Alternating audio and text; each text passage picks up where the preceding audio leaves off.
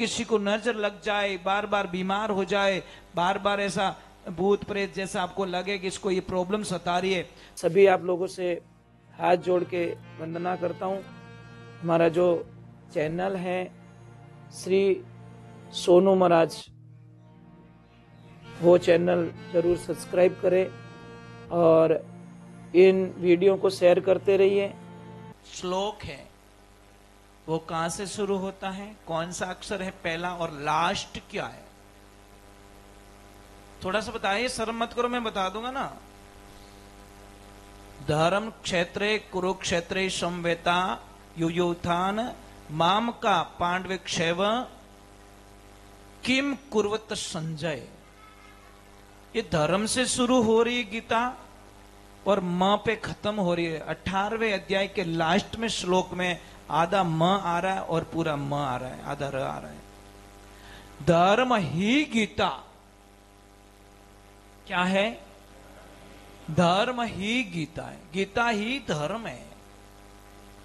जब आप निराश हो जाओ और आपको ऐसा फीलिंग होने लगे कि मैं कोई नहीं मेरे साथ में, मैं अकेला हो गया हूं, आप कुछ मत करना, गीता के अमुक श्लोकों को आप पढ़ लेना, बहुत एनर्जी मिलेगी आपको।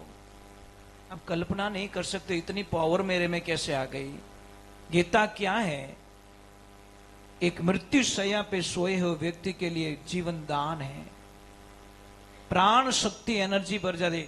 गीता कहां सुनाई गई पता है? कुरुक्षेत्र में, जब अर्जुन टूट चुका था, मुझे युद्ध नहीं करना, मुझे राज नहीं चाहिए, मुझे वो नहीं चाहिए, मतलब एक लास्ट रिजल्ट पे चला गया।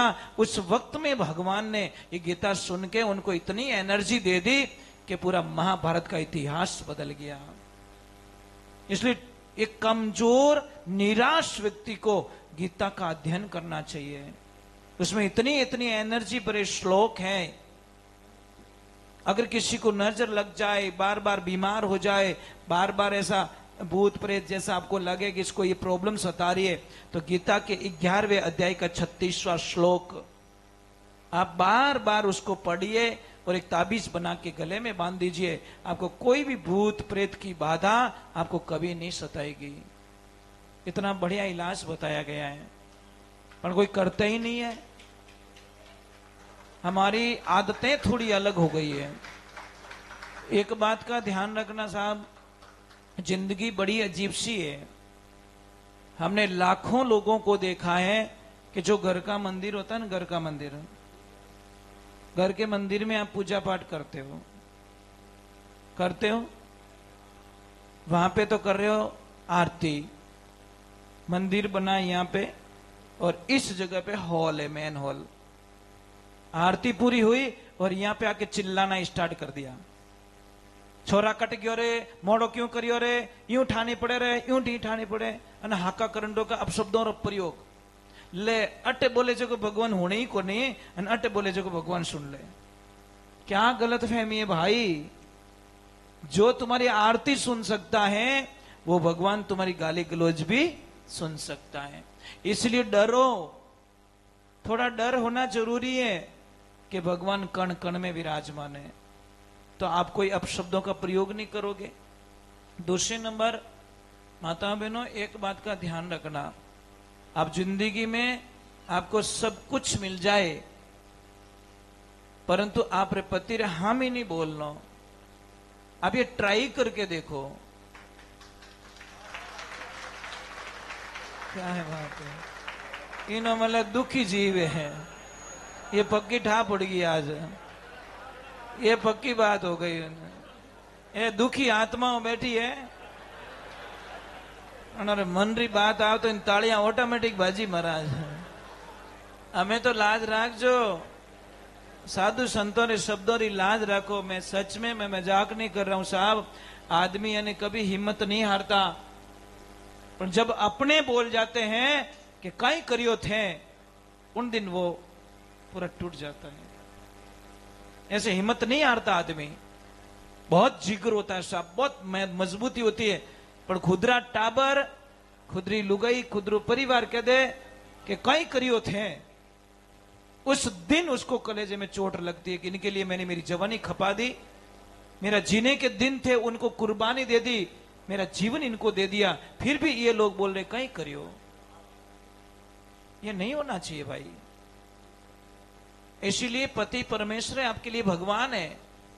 भगवान को आपने देखा कि नहीं देखा उसमें कोई शंका नहीं है, परंतु आपके लिए भगवान कौन है? जो टाइम पे आपको ला के खिलाए, आपकी हर डिमांड पूरी करे, बच्चों की फीस भरे, बच्चों के लिए करे, आपके लिए गहना कराए, बहन के लिए मामेरा भरे, वही तो आपके लिए भगवान है।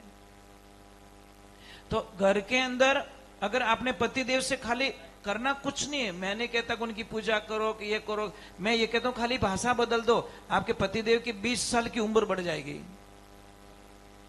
कोई कोई माता बहने इतनी बढ़िया बोले सा,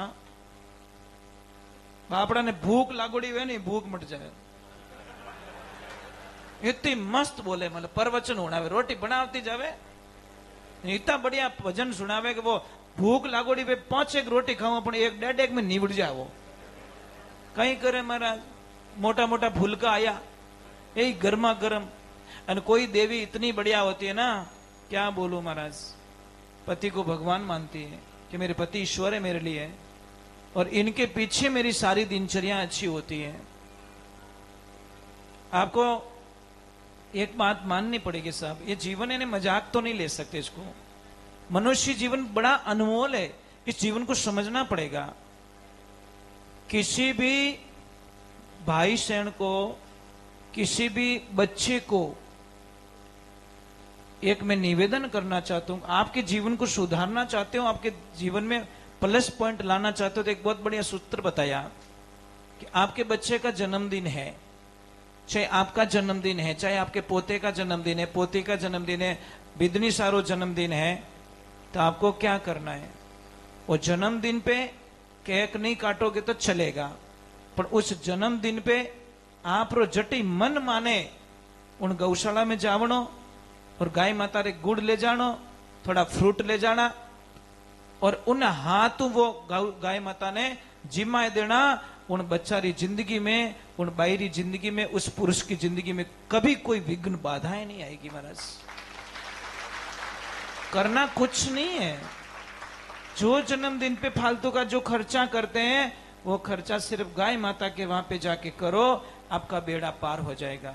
आपको पता नहीं गाय क्या करती है, गाय को समझने में वक्त लग जाएगा साहब। जिन जिन लोगों ने गाय माता को समझा, उन लोगों का बेड़ा पार हो गया। मैंने लाखों नहीं, हजारों नहीं, लाखों लोगों को देखा है, वो बोलते जब से हम गाय माता से जुड़े हैं, हमारी जिंदगी में महाराज इतनी अपार खुशियां आ चुकी है जिसकी हम कल्पना नहीं कर।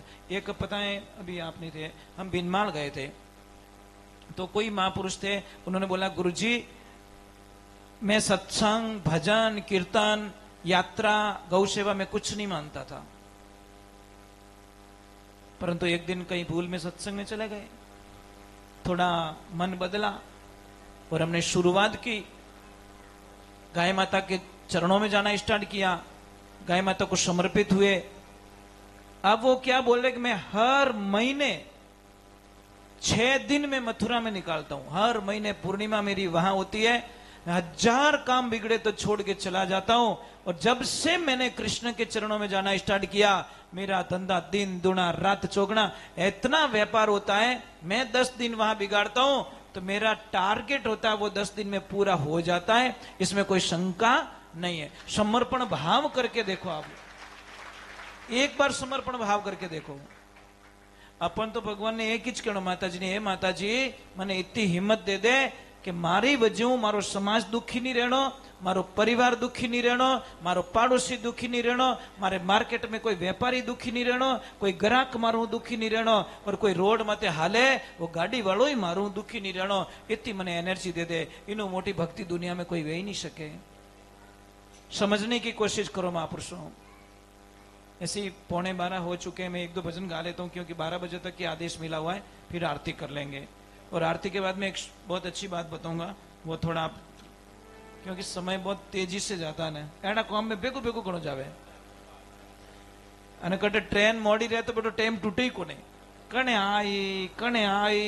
आई कितो लंबो लागे, अटे 2-3 घंटा कणी निकल जावे महाराज। ये तो भगवान की भक्ति का आनंद है। चलो मैं 1-2 भजन जल्दी से गा लेता हूं क्योंकि वो थोड़ा फास्ट करना पड़ेगा।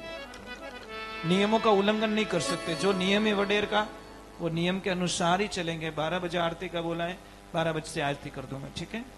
20 मिनट है हमारे पास में।